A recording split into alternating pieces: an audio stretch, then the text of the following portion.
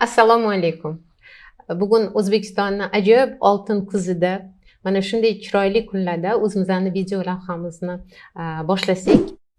Hamrobayeva Feruza Ibrohimovna, tibbiyot fanlari doktori, professor, gastroenterologiya va fizioterapiya kafedrasi mudiri. O'zbekiston Respublikasi Sog'liqni saqlash vazirligi tibbiyot xodimlarining kasbiy malakasini oshirish markazining terapiya fakulteti dekani.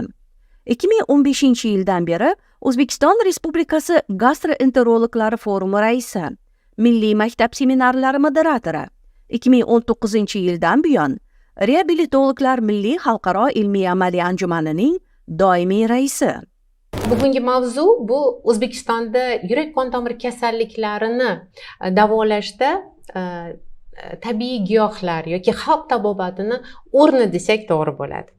Va bugungi meni suhbatdoshim bu tibbiyot fanlari doktori, professor, o'z yo'nalishining yirik mutaxassisi To'laboyeva Gavhar Mirakbarovna bo'ladilar. To'laboyeva Gavhar Mirakbarovna, tibbiyot fanlari doktori, professor, kardiolog. O'zbekiston Respublikasi Sog'liqni saqlash vazirligi tibbiyot xodimlarining kasbiy malakasini oshirish markazi kardiologiya va gerontologiya kafedrasi mudiri. Va men bu video lavhani olib boruvchi tibbiyot fanlari doktori, professor Hamrobayeva Feruza Ibragimova. Gavhar Mirakbarovna, so'zimizni boshida siz bilasiz bu narsalarni bir eslatib o'tmoqchiman. 2018-yili 18-dekabrida mamlakatimiz rahbari tomonidan bir katta hujjat imzolandi. U ham bo'lsa noinfeksion kasalliklarning profilaktikasi esingizda bo'lsa va sog'lom turmush tarzini aholi orasida targ'ibot qilishga bag'ishlangan. To'g'ri. Sal kechroq 20-yilda endi xalq tabobatiga bag'ishlangan yana bitta prezident qarori imzolandi va u bizga ijro uchun tushirildi. Va mana 2021-yilda birlamchi tizimda shu jumladan yurak qon tomir kasalliklarini erta aniqlash va ularni surunkali davraga o'tib ketmasligini chora tadbirlariga bag'ishlangandi. Gap shundaki, mana bugungi kunda mana shu qarorlar paydo bo'lgandan beri o'zi tibbiyotda hozir juda jadal o'zgarishlar, to'g'rimi? Siz meni qo'llab-quvvatlaysiz. Juda ham katta yangiliklar kirib kelyapti, juda katta reformalar qilinyapti va balki oddiy xalq uchun bu uncha ko'zi ilg'amasdir, lekin siz bilan biz mutaxassislar sifatida buni juda yaxshi tushunamiz, ko'rib turibmiz va ijrosida o'zimiz ishtirokchimiz. Mana shu borada aytmoqchimanki, mana shu pastda to'xtalib o'tgan 3 ta yirik hujjatda aynan kasallikni davolash uchun sa'y-harakat qilish kerak emas. Qolaversa, mamlakatimiz rahbari urg'u berib aytgan kasallikni oldini olish haqida gap ketyapti. 102-prezident qarorida ko'rsatilgandek, xususan qon tomir kasalliklarini erta aniqlash birlamchi tizimda. Nimaga birlamchi tizimda? Chunki har bir issiq jon kasal bo'lganda chopib qayoqqa boradi? Poliklinikaga chiqadi. U poliklinikada birlamchi tizim shifokorlari faoliyat yuritadi va ularga bugungi tavsiyalar faqatgina yurak qon tomir kasalligi bilan kelgan bemorlarni emas, aholi orasida o'sha xavf omillari bor insonlarni chegaralab olib, ularga mana shu kasallik chuqurlashib ketmasligini yoki uni asoratlari kelib chiqmasligini oldini olish borasida juda ko'p tavsiyalar berildi. Va sizga hozir birinchi savolim shunday bo'ladiki, bizni eshitib turganlarga umumiy ma'lumot beraylik oldin. Demak, O'zbekistonda yurak qon tomir kasalliklari qanchalik keng tarqalgan va ular nimaga bog'liq, nima uchun hozir ko'payib ketyapti, nima uchun kuchlanib ketyapti va xavf omillari qanaqa, nimani bilish kerak xalq o'sha yurak xastaligi bilan kasal bo'lmasligi uchun? Marhamat. Avvalambor assalomu alaykum. Yana bir bor Feruza Ibragimova, siz to'g'ri ta'kidlab o'tdingiz. Hozirgi bir qator mamlakatlarda, rivojlangan mamlakatlarda xavf omillari to'g'risida juda ko'p ilmiy tadqiqotlar olib borildi. Shu ilmiy tadqiqotlar natijasida aytildiki, qancha davlatlar rivojlanish tez sur'atlar bilan borsa, shu davlatlarda xavf omillari ham ortib boradi. Shu jumladan O'zbekistonda ham mana rivojlanish juda ham katta. Shu barobarida xavf omillarimiz ham yuqori. Nima uchun endi shu xavf omillariga biz jiddiyroq e'tiborli bo'lishimiz kerak, chunki xavf omillarini bartaraf qilmasak bu kasallik kelib chiqadi. Albatta.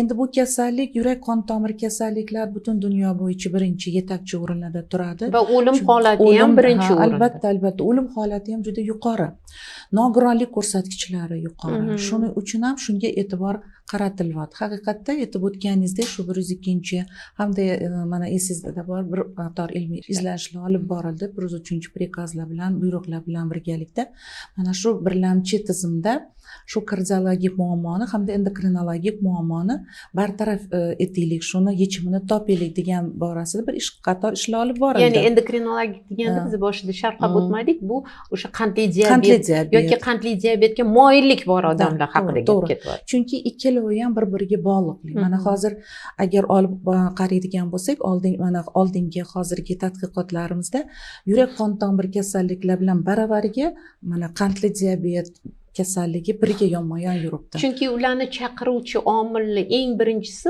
u tana vaznini oshishi va semizlik. To'g'rimi? Shunaqa. Endi hozir mana xavf omillariga keladigan bo'lsak, eng nima deydi, ilg'or o'zini haligacha yechimini topmaydigan muammolardan biri bu dislipidemiya holati, ya'ni qonda xolesterin miqdorini ortib ketishi yoki yog' modda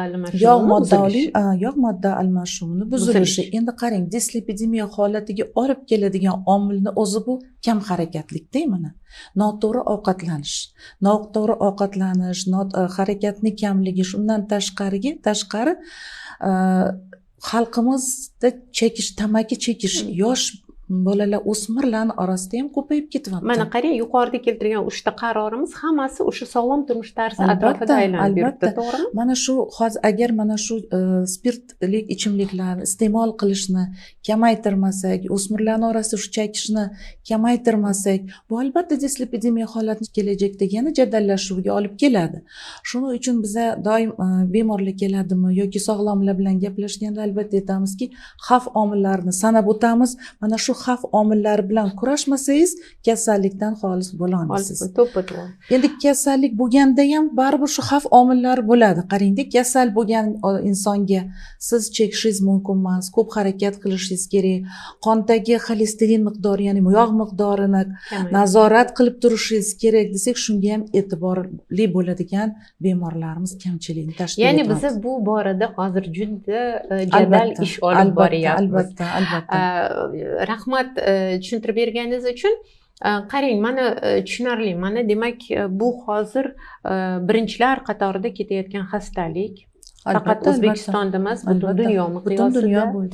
Va endi asoratlari bu o'sha hammamiz qo'rqadigan bu o'sha miokard infarkti. Nimaga qon bosimi oshadi bu bemorlarda? Chunki qoni quyuqlashib ketadi. Va o'sha tromblar paydo bo'lishining sababi ham shu. O'shaning uchun men hozir sizdan iltimos qilardim, davolash standartlarida to'xtalib o'tsangiz. Chunki biz bilamiz bir necha guruh dorilar, ular hammasi shu kasallikni kelib chiqish sabablariga yo'naltirilgan bo'ladi. Shular haqida ikki og'iz. Rahmat. Yurak qon tomir kasalliklarini davolashda albatta tadqiqotlarga asoslangan holda Yevropa kardiologik jamiyati, Amerikani kardiologik jamiyati hamda Rossiyani kardiologik jamiyatida qabul qilinib tasdiq etilgan dori-darmonlar bilan ishlash ma'qul hisoblanadi. Mana O'zbekiston bu yo'nalishdagi kasallikni davolash standartlari ham chiqqan-ku, o'shalar hammasi mana shu butun dunyo bo'yicha qilingan izlanishlarni debochasi, ya'ni o'sha albatta o'sha yangiliklarni hammasini o'z ichiga qamrab olgan. Mana shu hamma kardiologik jamiyatda bo'ladigan tasdiqlarni O'zbekistonda kardiologik jamiyat o'zimizni assotsiatsiyamiz mavjud bo'lib, bu assotsiatsiyaga mana tibbiyot fanlari doktori, professor, O'zbekistonda xizmat ko'rsatgan shifokor desak ham bo'ladi, kardiolog Ravshanbek Davlatovich bevosita akademik bevosita boshchilik qiladi. Mana shu olingan, tasdiqlanganni bemorlarga ko'rsatma bo'yicha bemorlarga tavsiya etiladi. Demak, qarang, uni birinchisi bu qon suyultiruvchi dori. Qon suyultiruvchi dori vositasi albatta bu kerak, chunki buni qon quyilishiga olib keladigan xavf omili ham yana dislipidemiya holatida. Chunki devorlarni, qon tomiridagi devorlarni bu yog' shikastlaydi. Yog' tugunchalar tugunchalari yog' tugunchalar paydo bo'lgandan keyin bu Ateroskleroz deymiz. yog' tugunchalarni ustiga trombotsit to'qimi, ya'ni qon tanachalari kelib o'tiradi. Mana shu kelib harakatni kamaytirish uchun biz albatta shuni aytamizki, dori vositasi, masalan, aytaylik, asetilsalitsilliy kislotasi har xil ko'rinishda sotiladi. Kardiomagnil deydi, trombopol, trombas. Buni faolligini pasaytirish natijasida biz shu qon ichidagi qonni harakat tezligini bevosita ya'ni qon reologiyasini yaxshilab beramiz. qarang, ikkinchi dori bu o'sha yog' modda almashinuviga to'siqchilik qiladigan, haligi bizni terminimiz, tibbiy terminimiz dislipidemiya, ya'ni xolesterinni yoki uni haligi retseptorlarini ko'payib triglitseridlar oshib ketishi. Unga qarshi biz nima beramiz? Endi unga qarshi tavsiya etiladigan o'zi 5 ta guruh preparati bo'lsa, endi shundan eng ilg'orlari bu statin deyiladi. Endi statin preparatlari bu hozir endi tasdiqlangan, o'zini samarasiga ega bo'lgan dori hisoblanadi. Endi bu preparatni nima uchun afzallik deymiz? Afzallik taraf shundaki, bunga qo'shimcha effektlar xosda. Ya'ni u ham shamollashga, yallig'lanishga qarshi ishlaydi, qon suyultirishga bevosita yordam. To'g'ridan to'g'ri bo'lmasa ham albatta qaysidir mexanizmlar orqali o'zini samarasini ko'rsatadi. Shuning uchun ham biz statin preparatlarimizni kardiologlar buni birinchi o'ringa qo'yganmiz. Albatta bu borasida gastroenterologlarimizni o'zligini nimangiz bor, mana shu bizni bilasiz, lekin bundan istisno bo'lishimiz kerak emas albatta. Albatta, men bu savollarni bekor berganim yo'q. Albatta, mana shu yo'nalishda keyingi suhbatimiz davom etadi. Ya'ni qarang, standart deganda bizani eshitib turuvchilar uchun tushunarli bo'lganda, biz hozir faqat 2 ta dori guruhini siz bilan ilova qildik.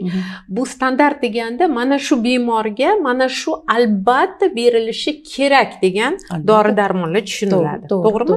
Ya'ni mana shifokorga tekshiruvga keldimi, tashxis qo'yildimi, demak albatta mana shu har bitta guruhdan bittadan bo'lsa ham dori bu bemorga berilishi kerak.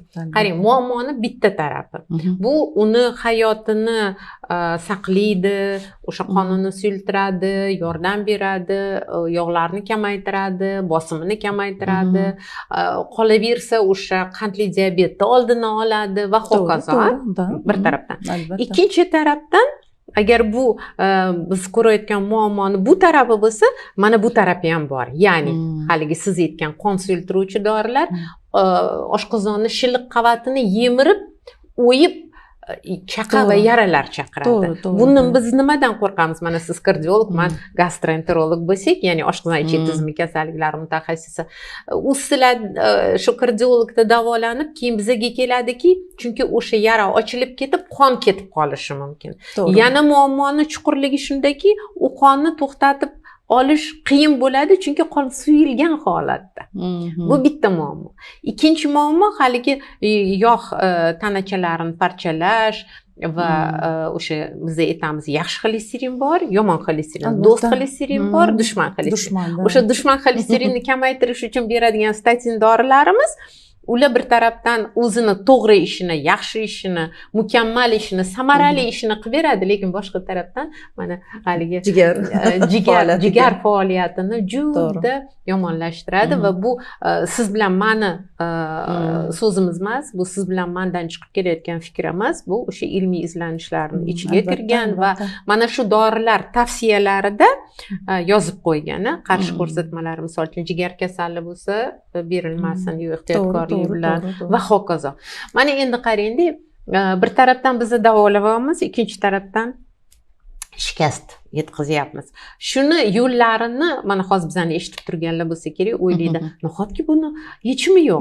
Yechimi bor. Biz mana birgalikda ishlaymiz. Biz oshqozon ichi tizimini saqlash uchun kardiologlar beradigan dorilardan oldin beradigan tavsiyalarimiz bor va Azalobod kardiologlar, gastroenterologlar bilan birga bu masalani hal qilib kelmoqda. Lekin endi haligi 5 ta guruh dori haqida gapiradigan bo'lsak, biz bilamiz, jigar bu organizmning biokimik laboratoriyasi va qolaversa bu ikkinchi eng yirik organ va funksiyasi bo'yicha, ya'ni o'zini funksional vazifalari bo'yicha eng ko'p vazifalarni bajaradigan a'zo hisoblanadi, to'g'rimi? Endi qarab turing, mana bular 5 ta guruh dori berdilar.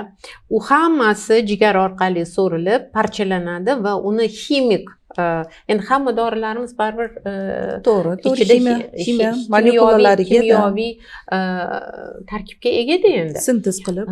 Ana o'shalarni nojo'yasi, yomoni hammasi o'sha jigarda qoladi-da, jigar bechara 24 soat ishlab, qonga uni tozalab, faqat yaxshi tarkibini chiqarib yuboradi. O'ziga o'sha qoldiqlarini olib oladi.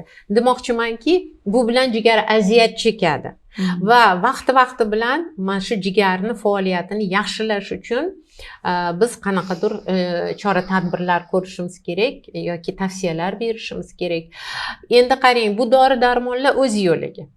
Bemor hozirgi ekologiyani bilamiz, nafas oladi. Hammamiz bilamiz, mana ekologiya yomon va hokazo. U nafas bilan kirgan o'sha nojo'ya yot elementlar ham jigar orqali o'tadi. Yoki bo'lmasam hozir konservantlar, har bitta oziq-ovqatda konservant yo'q, mancha oziq-ovqat yo'q va ular ham hammasi o'sha jigarda tozalanib keyin qonga chiqib ketadi. Undan tashqari mana hozir men juda yaxshi ko'raman Gavhar Mirakbarni shu misolni keltirishni. Bizani ayollarimizga hozircha hayot yengil bo'lib qoldi-da. Tayyor to'g'rimi? Biz siz bilan yosh davrimizda kirni ham o'zimiz yuvardik, uni o'zimiz chayib, o'zimiz siqib yoyardik. Go'shtlarni мясорубкаdan o'zimiz o'tkazardik va hokazo. Endi bizani yoshimizdagilar bilishadi buni. Bizdan kattaroqlar ham bilishadi. Harakatimiz bor edi. Harakatimiz bor edi. Hozir qarang, shuncha dastyorlar bor. Kir yuvadigan mashina, idish yuvadigan mashina, paravarka, multivarka va hokazo yoqib qo'yasan, o'zi o'chib tayyorlab beradi. Aytmoqchimanki, mana shu kam harakatligimiz va uni orasida unda idish yuvib qo'ysak, kam harakatligimiz semizlikka olib kelsa, u yana o'sha dislipidemiyaga olib keladi. Albatta. Va mana shu xavf omillariga kirib ketadi. Va haligi idish yuvishda ayollarimiz hozir u meni esimda bor, buvilarimiz kirsovunda yoki mahallada Dudu gap kinosi esizdami? Turpo bilan yuvib, qum turpolar bilan yuvilardi. Hozir hech kim bu ishni qilmaydi. Hozir bir qancha o'sha yuvish vositalari bor. Endi men bunga to'xtalayotganim yoki bunga urg'u berayotganim sababi o'sha idish yuvganda qo'lni terisi orqali, u ham kimyoviy tarkib. Hammasi so'rilib, keyin jigar orqali chiqib ketadi. Aytmoqchimanki, yoki chala yuvilsa, chala yuvilsa to'ppa-to'g'ri. Aytmoqchimanki, hozir jigarga juda qiyin bo'lib qoldi-da bugungi kunda. O'shaning uchun ozgina mavzuyimizni shu tarafga yo'naltirmoqchi edim-da. Bu ham siz bilan meni xulosamiz emas, o'sha dunyo miqyosida mavjud ilmiy izlanishlar xulosasi imkon qadar tabiiy tarkibga ega bo'lgan dori vositalari yoki qanaqadir biologik aktiv moddalarmi, shular bilan davolash maqsadga muvofiq degan fikrlar bor-da hozir. Mana shu borada sizni fikringizni bilmoqchi edim. Mana shu xalq tabobati elementlari yoki tabiiy qanaqadir tarkibga ega bo'lgan biologik aktiv moddalar kardiologiyada o'z o'rnini topganmi, yo'qmi? To'g'ri, bu bir qator oxirgi mana 10-15 yil ichida olingan bir tadqiqotlarni ko'rib chiqsak, bu tadqiqotlarda shu biologik aktiv moddalarni samarasi bor deb ta'kidlagan joyi bor. Lekin aytyaptiki, bunda yurak ishemik kasalligining qaysi formasi, qaysi klinik turi, shunga ham bog'liq-da. Albatta. Masalan, qarang, bemori individual holatiga ham bog'liq. Albatta. Mana hozir siz to'g'ri ta'kidlab o'tdingiz, mana 5 guruhingiz preparatingiz bor. Biz bu 5 guruh preparatdan hattoki yurak ishemik kasalligining yengil turi bo'lsa ham voz kecha olmaymiz. Chunki standart berish kerak, doimiy berish kerak. Endi mana ko'p hollarda sizlarda ham bo'lsa kerak, siz praktikangizda ham, bizda ham kardiologik bemorlarni davolanishga moyillik darajasi past. Nima uchun deb so'rasangiz, menga 10 kun dedi doktor, men 10 kun ichdim. bu surunkali ichasiz yoki doktor surunkali ichasiz deb yozib bergan taqdirda ham surunkali ichmang. Nega? Chunki men bugun yaxshiman.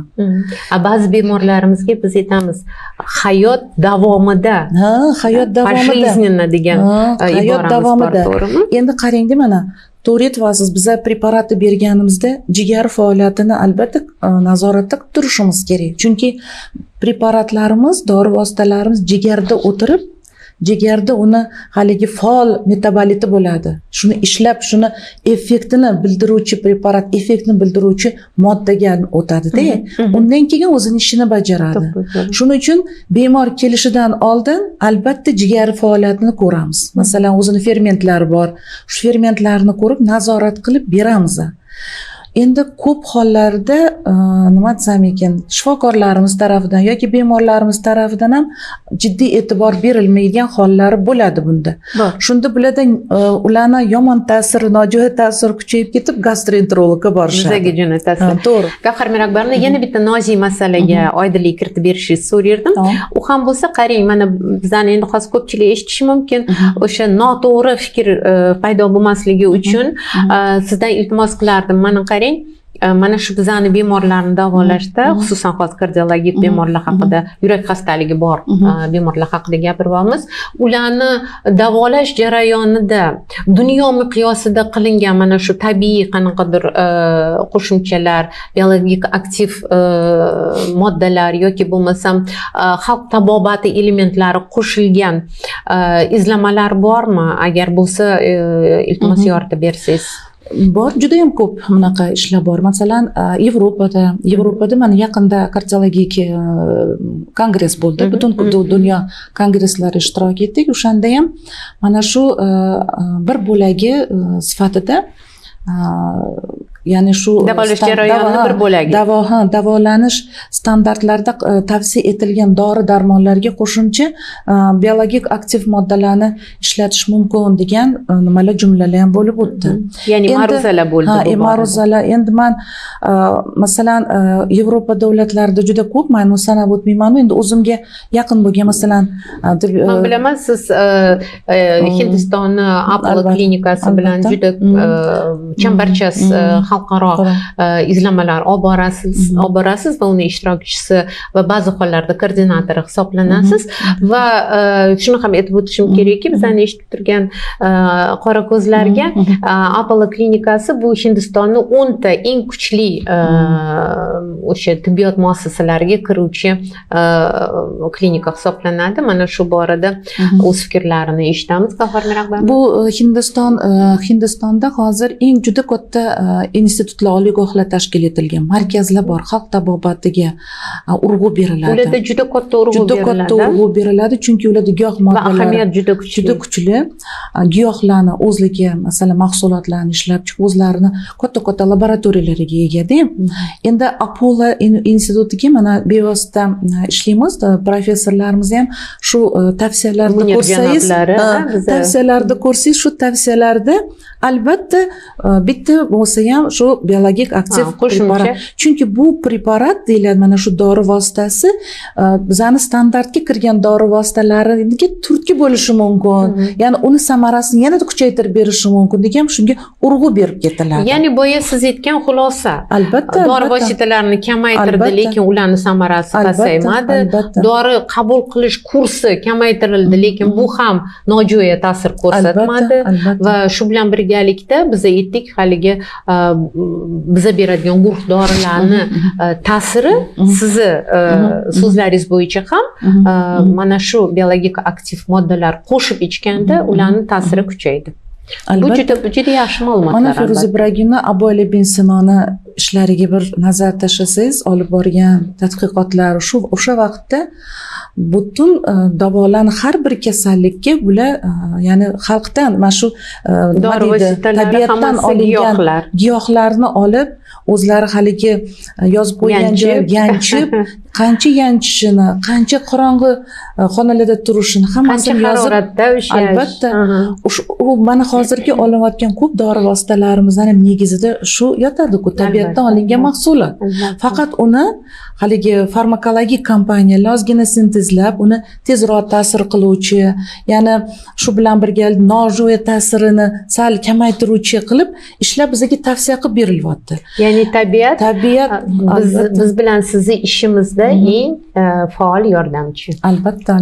Shuning uchun bu endi men Hindiston misolida aytdim, lekin mana Qirg'izistonda ham, shu anaqa Qirg'izistonda ham Abu Ali bin Sinoni o'qishlariga bag'ishlangan kichik konferensiya bo'lib o'tdi. O'zingiz ham bilasiz, xabaringiz bor. Shunda mana Qozog'istonlik, Qirg'izistonlik hamkasblarimiz ham juda chiroyli ma'ruzalari bilan chiqishdi. Buxoro universiteti, Buxorodagi professorlarimiz, yetuk professorlarimiz ham mana shu xalq tabobatlarida ishlab, o'zimizdan O'zbekiston sharoitida ishlab chiqilgan biologik aktiv moddalarni tavsiya etilyapti. Uni biza kardiologik praktikada qo'llanish mumkin emas degan xulosani bera olmaymiz. Albatta mumkin. Mana oxirgi paytda adabiyotlarda ham, keyin bizning mana shifokorlar orasida ham shu bir Xitoyda ishlab chiqilgan qo'ziqorinlar turkumiga bag'ishlangan va bu turkumda 200 dan ortiq haligi sinfi bo'lishiga qaramasdan ularni faqat 6 tagina turi inson salomatligi uchun afzal ekan, inson salomatligi uchun foydali ekan. Buni o'sha mikolog olimlar bizga tavsiya etishgan va shularning ichida o'sha Ganoderma lucidum degan turi, o'sha Ganoderma lucidum haqida to'xtalib o'tmoqchiman, chunki biz mana o'zimiz oshqozon ichki tizimi kasalliklarida bizga qiziq bo'lgani uchun uni ilmiy izlanish qilib ko'rdik uni asosida va bilasizmi, jigarga juda ham yaxshi o'sha jigarni filtr funksiyasini, ya'ni detoksikatsion funksiyasini kuchlantirib berishi bir taraflama, ikkinchi taraflama yurak ichak disbiozida. Disbioz tushuntirib o'taman, bu ichakda foydali bakteriyalar bor, ularni kamayib ketishi har xil kasalliklarga, shu jumladan immunitet pasayib ketishiga olib keladi. Biz mana shu yo'nalishda ko'rdik. Disbiozlarda juda foydali, ya'ni o'sha foydali bakteriyalarni joyiga tushib o'sishiga moyillik ko'rsatishini ko'rdik va yana bir tarafi u mana shu bemorlarimizda oshqozon ichak tizimi shilliq qavatini baqatlashtirib berishga, ya'ni o'sha shilliq qavati deganda biz qon aylanishini o'sha joyda ruschasiga mikrotsirkulyatsiya deyiladi va o'sha shilliq qavatini sifatli bo'lishi, ya'ni suyuq bo'lmasligi, mana shu narsalar haligi muhofaza hisoblanadi shilliq qavatda. Shularga ham yaxshi ta'sir qilishini ko'rdikda va xabarim bor, siz ham bu mahsulot bilan tanishsiz va uni haligi xolisona maqtov uchun emas yoki bir qanaqadir uni hammaga tavsiya qilish uchun emas, o'zingizni amaliyotingizdan kelib chiqqan holda gapirib bering. Hozir to'g'ri aytasiz, biz ham kichik ilmiy tadqiqot ishini olib bordik kafedra xodimlarimiz bilan birgalikda, ya'ni uni statsionar sharoitda yoki ambulator sharoitda olib bordik. Bu tekshiruvga tadqiqotga aslida 30 ta bemorimizni jalb qildik, lekin undan ham oshiq bemorlarimiz kelindi. Endi biza shu guruhga tanlab olayotganimizda bemorlarni asosiy ichadigan preparatdan voz kechmas, dozasini, kunlik miqdorini kamaytirdik. Chunki bizaga shu biza olib tadqiqotga kiritilgan, tanlab olgan shu qo'ziqorin mahsulotlaridan biri bu Rishi-Gold bilan shu aytganingizdek litidium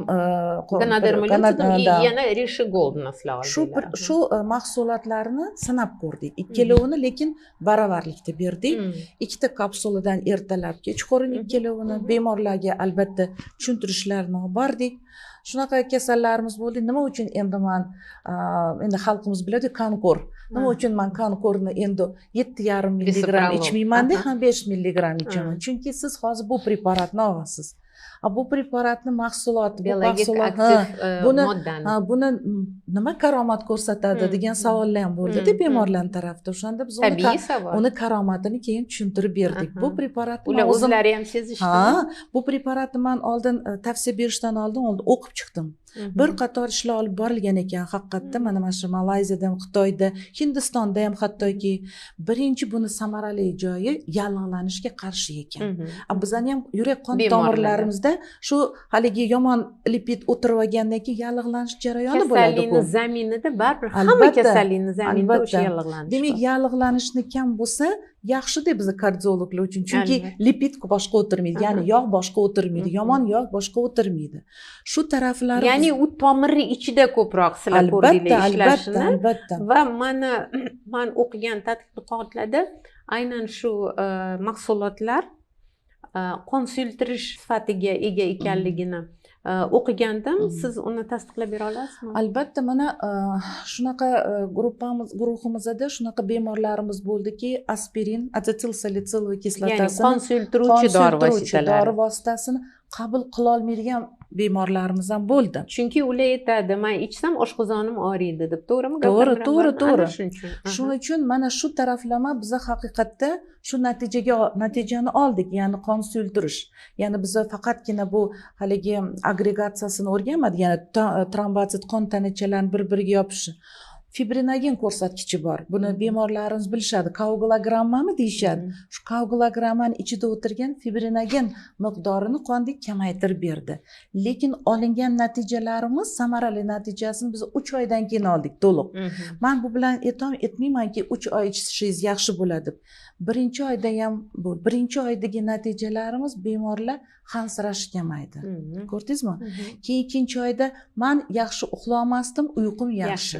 Lekin 3-oydagi natijalarimiz ham instrumental, ya'ni elektrokardiografiya deymiz, ekokardiografiya deymiz, hayot sifati deymiz, hamda laborator ko'rsatkichlarda haligi yomon yog' lipidimizni, yomon yog'ni fraksiyasini kamayganligiga yana bir marta ishonch hosil qildik. Shuning uchun ham tadqiqotimizning eng xulosasida aytdikki, bazis terapiyadan voz kechmaymiz, lekin bazis terapiyani fonida bu mahsulotni tavsiya etish mumkin.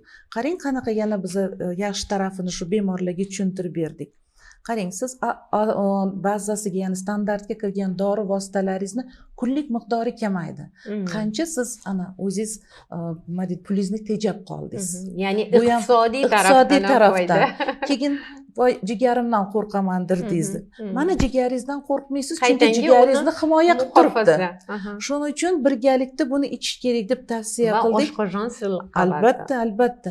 Shuning uchun ham bu bemorlarimiz yaxshi ijobiy baho berishdi hamaligi.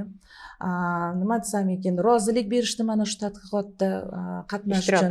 Hozirgacha shu kasallarimiz shu preparatingizdan bormi deb bizga kelishadi, mana murojaat qilishadi.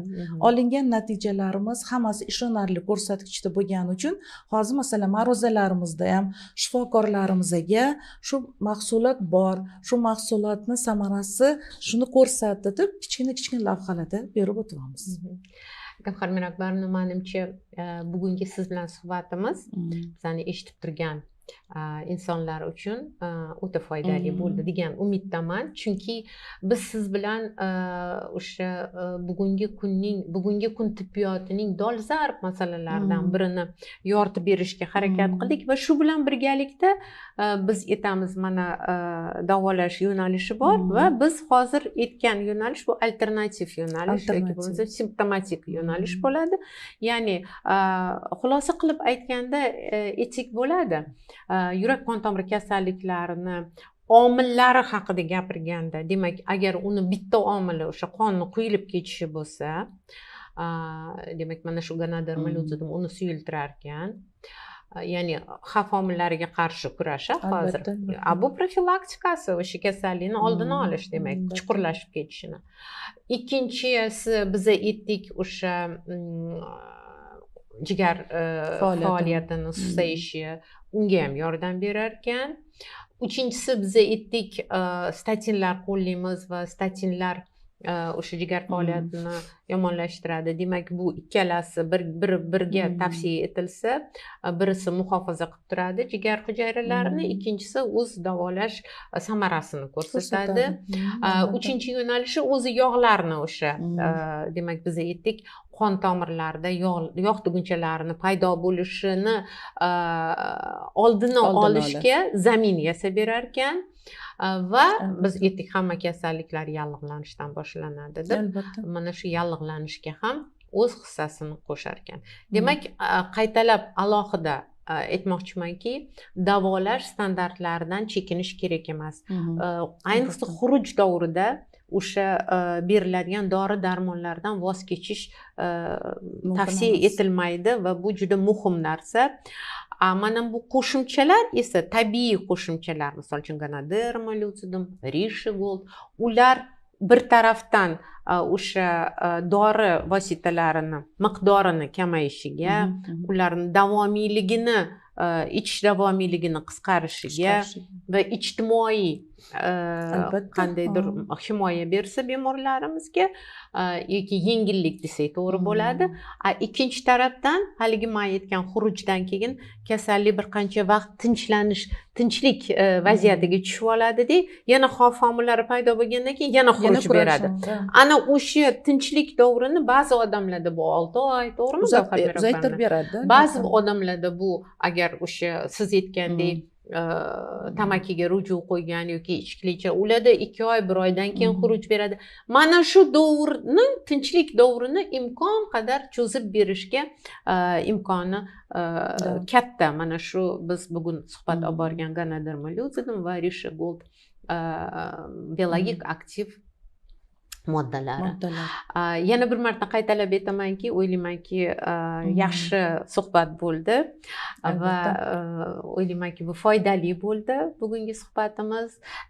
Umid qilamanki, u ko'pchilikka yordam beradi. Va yana Xudo xohlasa uchrashish nasib qilar. Hozir esa Gavhar Mirakbarovna, men sizga o'z minnatdorchiligimni bildirmoqchi edim. Sizga ham rahmat. Hamisha mana shu ajoyib kasbingizda zafarlar yor bo'lsin, sog' salomat bo'ling. Yaxshi kunlarda ko'rishni. Sizga ham rahmat, sog' salomat bo'lsin. Xalqimiz kasal bo'lmasin. Rahmat, sog' bo'ling.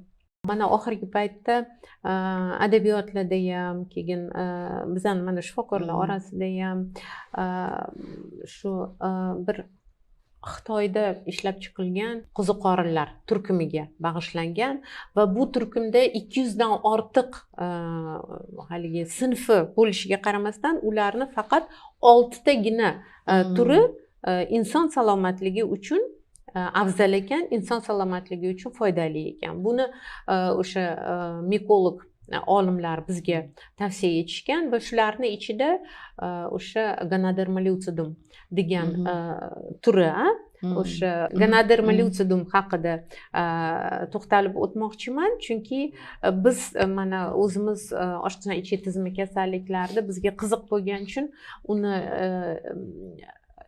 ilmiy izlanish qilib ko'rdik uni asosida va bilasizmi, jigarga juda ham yaxshi o'sha jigarni filtr funksiyasini, ya'ni detoksikatsion funksiyasini kuchlantirib berishi bir taraflama, ikkinchi taraflama yurak ichak disbiozida.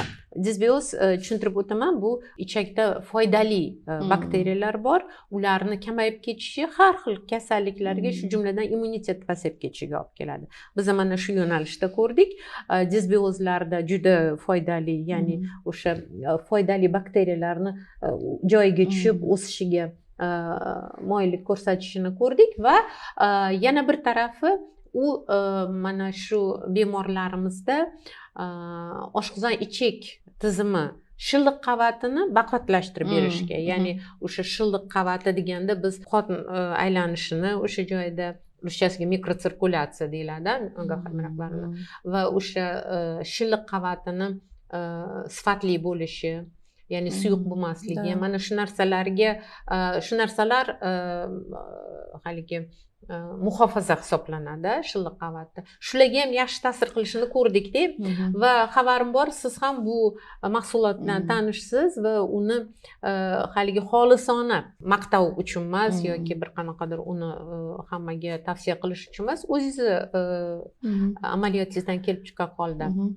gapirib bering. Hozir to'g'ri aytasiz, biz ham kichik ilmiy tadqiqot ishini olib bordik kafedra xodimlarimiz bilan birgalikda, ya'ni uni statsionar sharoitda yoki ambulator sharoitda olib bordik. Bu tekshiruvga tadqiqotga aslida 30 ta bemorimizni jalb qildik, lekin undan ham oshiq bemorlarimiz kelindi. Endi biza shu guruhga tanlab olayotganimizda bemorlarni asosiy ichadigan preparatdan voz kechmas, dozasini kunlik miqdorini kamaytirdik. Chunki bizaga shu biza olib tadqiqotga kiritilgan tanlab olgan shu qo'ziqorin mahsulotlaridan biri bu